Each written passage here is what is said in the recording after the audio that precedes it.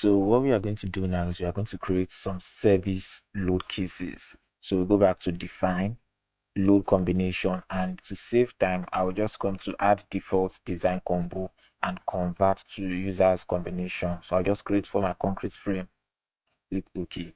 So you can see initially we had up to 18. Now ETABS has created to 36 for us. So what we are going to do is we are going to edit it manually. So you can see this unicorn 19.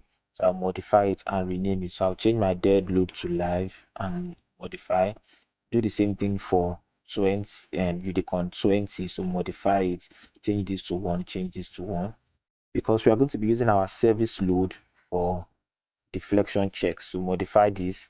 Now you can see this one, okay.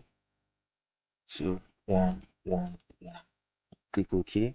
So modify this also, modify it 1, 1 and -1. So don't forget the values. Modify this to 1, 1 and -1. Click OK. Modify this to 1, 1, -1. Okay. I continue. Modify this 1, 1 and 1. Modify this 1, 1 and